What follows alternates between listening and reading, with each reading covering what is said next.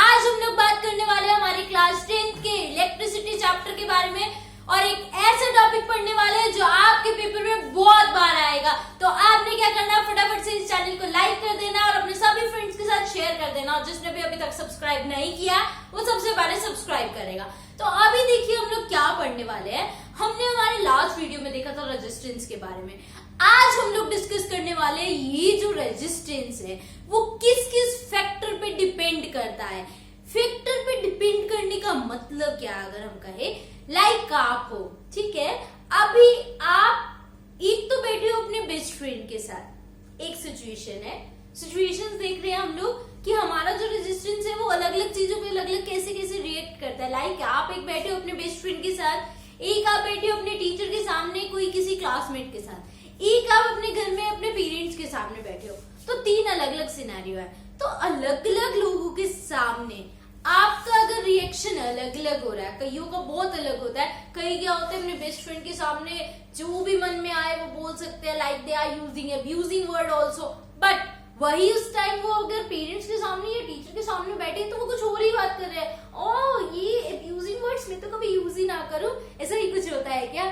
तो क्या बात है, मतलब जैसे हम लोग है, ह्यूमन नेचर जिसको बोलते हैं कि किसी के सामने हम लोग किसी तरह रिएक्ट कर रहे हैं, किसी के सामने किसी और तरह से रिएक्ट कर रहे हैं, वैसा ही हमारा कुछ एक रेजिस्टेंस है। ये रेजिस्टेंस भी आपको क्या दिखाएगा, कभी किसी फैक्टर पे किसी और तरह से डिपेंड कर रहा है, किसी फैक्टर पे किसी और तरह से डिपेंड करना है। तो आज जो हमारा टॉपिक है वो क्या है, factors affecting resistance of conductor. Resistance of conductor को कौन कौन से फैक्टर अफेक्ट कर रहे हैं, भाई किस किस फैक्टर की वजह से हमारा जो कंडक्टर है, हमारा जो रेजिस्टेंस है वो कम होगा या ज्यादा होगा।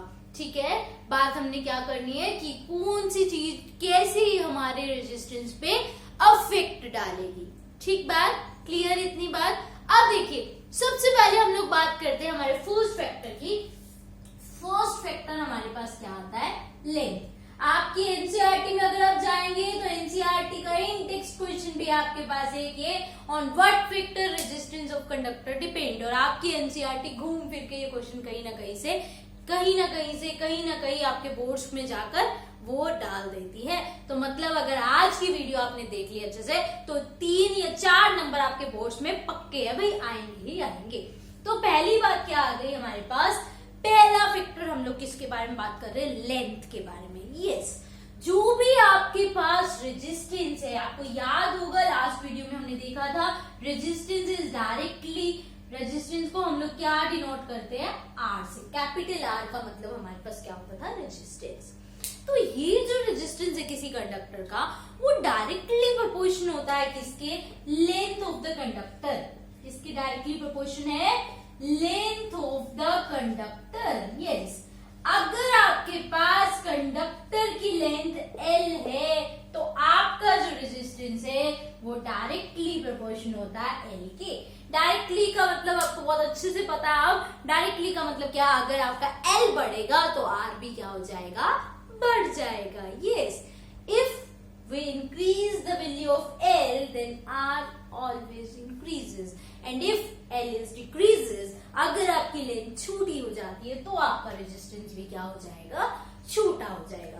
क्लियर ये बात। फर्स्ट फैक्टर रेजिस्टेंस किसके ऊपर डिपेंड कर रहा है, it depends on the length of the conductor. एक तो डायरेक्ट क्वेश्चन आएगा। अब कई बार बोर्ड्स क्या कहता है, मैं डायरेक्ट नहीं दूंगा, मैं तो घुमाकर क्वेश्चन दूंगा। तो वो आपको कैसे दे देगा, आपको दे दी एक रोड है जिसकी लेंथ है आपके पास 5 सेंटीमीटर, देन दूसरी रोड है जिसकी लेंथ है आपके पास 10 सेंटीमीटर। बोलेगा इनमें से किसका रेजिस्टेंस ज्यादा, रेजिस्टेंस मोर किसका होगा। तो हम क्या कहेंगे, रेजिस्टेंस डायरेक्टली प्रोपोर्शन है लेंथ के। यस, तो लेंथ किसकी ज्यादा है इसमें से, 10 सेंटीमीटर वाले की। तो रेजिस्टेंस ज्यादा तो हमारा लेंथ ज्यादा, तो रेजिस्टेंस भी ज्यादा। तो हम कह देंगे इसका नाम ए, इसका नाम B. Resistance of B is more than resistance of A. अगर आपके पास कोई शॉर्ट वायर है, कोई लॉन्ग वायर है, तो रेजिस्टेंस किसका ज्यादा होगा, आपके पास रेजिस्टेंस ज्यादा होगा लॉन्ग वायर का। ये आपका फर्स्ट फैक्टर है। Okay, clear. तो सेकंड बात क्या आती है आपके पास कि जो हमारा रेजिस्टेंस है वो आपका डिपेंड करता है cross sectional area. Yes, cross sectional area मतलब कि आपके पास एरिया ही हो गया क्रॉस सेक्शनल एरिया। तो आपका जो रेजिस्टेंस है किसी भी कंडक्टर का वो also depend on the cross sectional area, मतलब रेजिस्टेंस जो है वो इनवर्सली प्रोपोर्शनल होता है एरिया के। यस, इनवर्सली का मतलब क्या है, अगर कोई चीज आपके पास दो चीजें हैं, बोला इनके बीच में रिलेशन है इनवर्सली प्रोपोर्शनल, तो अगर आपका किसी केस में ये बढ़ जाएगा तो इसको क्या होना पड़ेगा, कम होना पड़ेगा। वैसा ही दूसरा केस है, अगर ये बढ़ गया तो इसको अपने आप क्या होना पड़ेगा, कम होना पड़ेगा। तो एरिया और रेजिस्टेंस में भी यही रिलेशन है, अगर आपका एरिया कम हो जाता है तो रेजिस्टेंस क्या हो जाएगा, बढ़ जाएगा। ठीक बात, क्या बात आई हमारे पास कि एरिया के ऊपर रेजिस्टेंस किस तरह से डिपेंड करता है, तो हम कहेंगे इनवर्सली प्रोपोर्शनल। तो कैसे आपको कहना है, आपको एक वायर देगी, ठीक है, जो मोटी है, मोटी वायर है, ये मोटी वायर आ गई आपके पास। एक आपके पास वायर है जो पतली सी है, बिल्कुल पतली सी, तो बोला रेजिस्टेंस किसका ज्यादा, तो हम क्या कहेंगे, मोटे का एरिया ज्यादा, एरिया ज्यादा तो रेजिस्टेंस कम होगा। ठीक बात। और दूसरे केस में क्या है, एरिया कम है, एरिया कम होने की वजह से रेजिस्टेंस अपने आप क्या हो जाता है, बढ़ जाता है। और रेजिस्टेंस बढ़ने का मतलब है कि फ्लो ऑफ करंट को रोकने वाला जाता है। तो सेकंड रिलेशन, सेकंड फैक्टर आपके पास क्या आ गया, एरिया। और एरिया कैसे बोलना, इनवर्सली प्रोपोर्शनल है, अगर एरिया बढ़ेगा तो रेजिस्टेंस अपने आप से कम हो जाएगा। अब आपके पास एक क्वेश्चन आता है, ठीक है, लाइक एक आपके पास शॉर्ट वायर है, ठीक है, आपके पास एक शॉर्ट वायर है और एक थिक वायर है, ठीक है। ऐसा मान लो कि एक लड़की है और वो मोटी भी है और छोटी भी है, ठीक है। और दूसरे में क्या हो रहा है, आपके पास एक जो है वो लॉन्ग है, लंबी है, और साथ ही साथ वो पतली है। तो हमें बताना है, इसका नाम ए है, इसका नाम बी है, कौन सी रेजिस्टेंस में अच्छी होगी। तो आपने क्या देखना है, सबसे पहली बार देखा हमने शॉर्ट और लॉन्ग। शॉर्ट और लॉन्ग का मतलब क्या है, एक तो छोटी है, एक लंबी है। लंबी है मतलब लेंथ बड़ी है, और जिसकी भी लेंथ बड़ी होती है उसका रेजिस्टेंस ज्यादा होता है। सेम केस फिर हमने एरिया पे आया, एरिया थिक, थिक मतलब मोटी, मोटी है तो क्या हो जाएगा, रेजिस्टेंस कम हो जाएगा। और रेजिस्टेंस कम होने की वजह से हम कहेंगे रेजिस्टेंस बी का बहुत ज्यादा होगा as comparison to resistance A. Note down कर लेना है साथ साथ, आपने इसको साथ साथ नोट डाउन करना है, भूलना नहीं है। ये दो फैक्टर्स हमने पढ़ लिए, एक लेंथ और दूसरा एरिया, ओके। तो तीसरा फैक्टर आता हमारे पास नेचर ऑफ मटेरियल यूज्ड, किस मटेरियल से आपके पास ये बना है उस पे भी बहुत ज्यादा ये डिपेंड करता है। आपका रेजिस्टेंस जो है बन रहा है वो किससे बन रहा है, इस चीज पे भी डिपेंड करता है। तो उसको हम लोग कह देते हैं, लाइक अगर आप मेटल्स का बनाते हैं, मेटल्स या एलोइस का ही बना सकते हैं, तो अगर आप एलोइस का रेजिस्टेंस बनाते हैं तो वो मच बेटर होते हैं एज कंपैरिजन टू मेटल। क्यों, क्योंकि कुछ एक केसेस ऐसे होते हैं जब हमें चाहिए होता है कि रेजिस्टेंस चेंज ना हो, जितना है वैसा ही रहे, एंड सो वो हम केसेस पढ़ेंगे क्या होते हैं।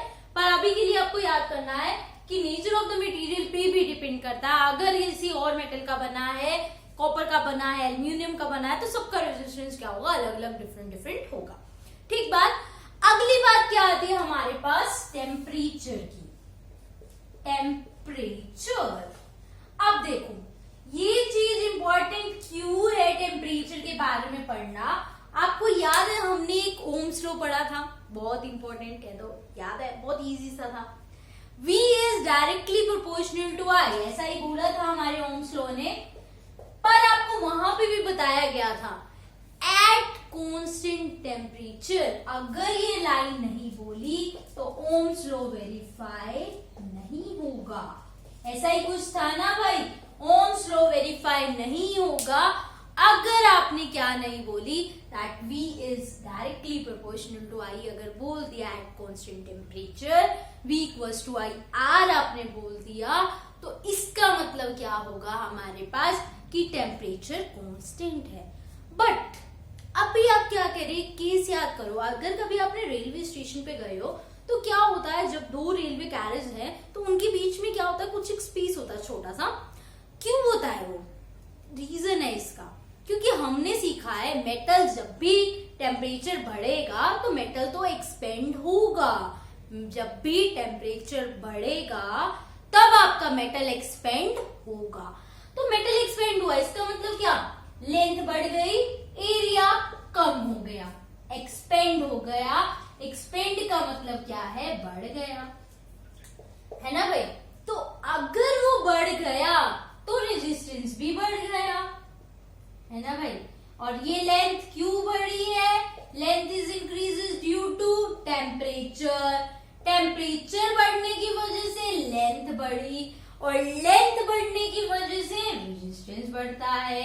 तो यहां से एक कंक्लूजन आ गया, सेम एरिया कम हुआ तो resistance is inversely proportional to area and directly proportional to temperature. तो यहां से हमें एक और रिलेशन मिल गया कि हमारा जो रेजिस्टेंस है वो डायरेक्टली प्रोपोर्शन होता है किसके? टेम्परेचर के। यस, टेम्परेचर पे रेजिस्टेंस जो है वो डायरेक्टली डिपेंड करता है। अगर टेम्परेचर आपका बढ़ जाएगा तो रेजिस्टेंस भी बढ़ जाएगा। बट यहाँ पे भी एक बट है। वो बट क्या कहता है कि ये कंडीशन सिर्फ तब के लिए है जब रेजिस्टेंस किसका बना है? मेटल का बना है। ठीक है, जब रेजिस्टेंस आपका मेटल का बना है तब ये रिलेशन है। अगर बना है एलओएस का तो नो रिलेशन। टेम्परेचर को बढ़ा लो, कम कर लो, कुछ भी कर लो टेम्परेचर के साथ, बट रेजिस्टेंस के ऊपर कोई भी इफेक्ट नहीं होगा। तो ये बात थी हमारे पास 4 फैक्टर। पहला आया लेंथ, दूसरा आया एरिया, तीसरा था nature of material and last one is temperature. Clear है सबको? नोट डाउन कीजिए। तो अब जैसे हमारा बोर्ड क्वेश्चन देता है वो देखते हैं हम लोग कैसे दे देता है वो क्वेश्चन को। How does resistance of wire changes? Resistance wire का किस तरह से चेंज होगा इफ लेंथ इज ट्रिपल। अगर लेंथ को हम ट्रिपल कर देते हैं, पहली बात, लेंथ को अगर आप ट्रिपल कर देते हो तो एल डैश क्या हो जाएगा? 3L हो जाएगा। ऐसी बात है ना, ट्रिपल का मतलब। तो resistance is directly proportional to L, resistance is directly proportional to L dash also. तो रेजिस्टेंस आपके पास क्या हो जाएगा? 3 टाइम्स हो जाएगा। Resistance is also 3 times. अगले केस में क्या बोला आपको उसने? Area is double. अगर आपका एरिया डबल हो जाता है तो ए डैश क्या हो गया? 2। तो रेजिस्टेंस आपके पास क्या है? Inversely proportional to area. मतलब क्या आ गया? 1/2। मतलब रेजिस्टेंस आपका क्या हो गया? हाफ हो गया। अगर एरिया डबल हुआ तो रेजिस्टेंस क्या हो गया? हाफ हो गया। इस तरह से आपको कुछ भी दे देंगे भाई, ट्रिपल हो गया, 4 टाइम हो गया, एरिया की जगह रेडियस दे दिया। अगर यहीं पे आ जाता है रेडियस आपका डबल हो गया है तो रेडियस कैसे करते हैं? Resistance is inversely proportional to area और एरिया क्रॉस सेक्शन का सर्कल है तो πr²। तो रेजिस्टेंस आपका क्या हो गया? 1/r का क्या हो गया? 2r का स्क्वायर। तो ये क्या हो गया? ये 1/4r² मतलब 1/4 हो गया। तो मतलब जिस तरह का क्वेश्चन आएगा आपने बस वो फैक्टर्स याद रखने हैं और उन्हीं फैक्टर से आपका क्वेश्चन क्या हो जाएगा? बिल्कुल सोल्व हो जाएगा। तो इस तरह से आपने क्या करना है? अब सब चीजों को नोट डाउन कर लेना है, खुद से 2-3 बार प्रैक्टिस करनी है और साथ ही साथ अपने चैनल पे जो भी डाउट है उसको लिखना है और अपने सभी फ्रेंड्स के साथ शेयर करके लाइक कर देना है।